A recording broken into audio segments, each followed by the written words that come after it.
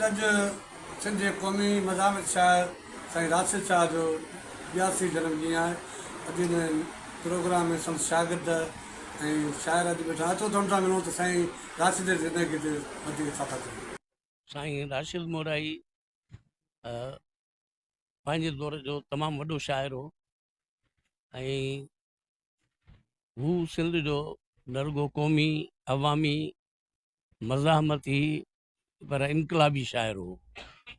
ऐं असांजे नवाबशाह ज़िले में संदसि अमसर अब्दुल हकीम अरशद मीर मोहम्मद पीरज़ादो ख़ाकी जो संदसि अमसर शाइर हुआ ऐं दादू जो उस्ताद बुखारी बि संदसि अमसर शाइर। हिननि शाइरनि जो सिंध ते तमामु वॾो असरु आहे। पर साईं राशिद जी शाइरी ऐं शख़्सियत ऐं जो किरदारु जेको आहे उहो मुनफ़रद आहे। हू न रुगो मोरे जो अदीब ऐं शाइर हो, हू मोरे सिंधी अदबी संगत जो बानी हो ऐं मोरे में जेका बि अदबी ऐं समाजी सरगर्मी थींदी हुई उहा राशिद जे हवाले सां उहा थींदी हुई। ऐं संदसि जेका इनफ़रादियत आहे त हू सिंध जे क़ौमी तहरीक जो हिकु मुनफ़रद किरदारु हो ऐं मोरो क़ौमी तहरीक जो जहिड़ो कर मर्कज़ हो ऐं उहो मर्कज़ साईं राशिद मोराईअ जी ओताक हूंदी।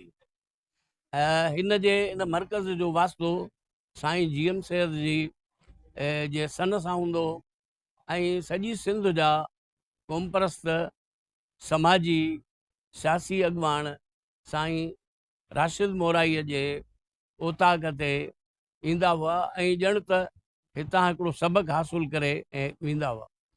संदसि शाइरी जो हिकिड़ो पंहिंजो मक़ाम आहे पर साईं राशिद जे पढ़ण जो अंदाज़ उहो हूंदो त हू महफ़िलुनि खे लुटे वठंदो हो। राशिद मोराई जो अॼु 82वां जनम ॾींहुं आहे। उन हवाले सां मूंखे ख़ुशी बि आहे छो त आउं साईं राशिद जो शागिर्दु आहियां ऐं अॼु उन ॻाल्हि जो अफ़सोस ऐं कमी बि महसूसु थिए थी त काश साईं राशिद खे अलाह साईं हयाती ॾिए ऐं अॼु असां सां गॾु हिन मेराके में हुजे हा। बहरहाल साईं राशिद जी घण रुखी शख़्सियत हुई ऐं साईं राशिद शाइर त हुई हो, सॼी ज़िंदगी हुन अदब खे अर्पी हुई ऐं हुन इहा ई अदब जी आबियारी जेका कई हुई जंहिंजा असां महबती बि ज़िक्र करे वियो त आउं हुनजो शागिर्दु आहियां। नजम आहे, मंसूर शाह आहे, ईअं जेकॾहिं ॻणिबो त हिकिड़ी लाइन हिकिड़ी चेन उहा शागिर्दनि जी मिली वेंदी। हाणे इहो रुगो अदब जो शौक़ो कोन हुयो जंहिंमें हुनजा पैरोकार हुया, हुन सां गॾु हलंदड़ हुया। जीअं साईं ताज साहिबु चयो त उहो समाजी जेकॾहिं वर्क हुजे जंहिंमें साईं पंहिंजो अब्दुल हक मरहूम मेमुर साहिबु हुयो या ड्रामा जेके हूंदा, पर असुलु हुनजो जेको मुहवर हुयो उहो सिंध हुयो, हुनजो जेको इश्क जो मुहवर जेको हुयो। सारे तोखे सुपरी अखियूं बूटियूं मूं अॻियां आई तूं ठही नक्शो सिंध।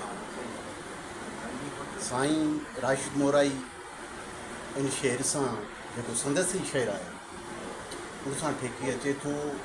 उहो हिकिड़ो सिंध जो हीरो हुयो, सिंध जो नक्शो ई हुयो।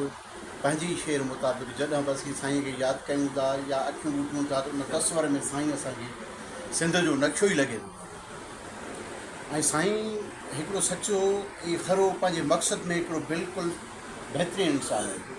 हिन तव्हां साईं राशिद मोराई जे जनम ॾींहुं ते आयल संदसि शागिर्दनि ऐं मदान खां ॿुधो हिन चवणु आहे त साईं राशिद जी शाइरी सिंध जे नंढे वॾे फ़नकार घणी शाइरी हुई। जलाल चांदी मंज़ूर सखियाणी ॻाई ऐं सॼी सिंध में मक़बूल शाइर हो। हिन मज़ामत शाइरी ॻाए पंहिंजो नालो कमायो। कैमरा टीम सां गॾु ज़फ़र टगर डिस्ट्रिक्ट महर न्यूज़ नौशरो थियो।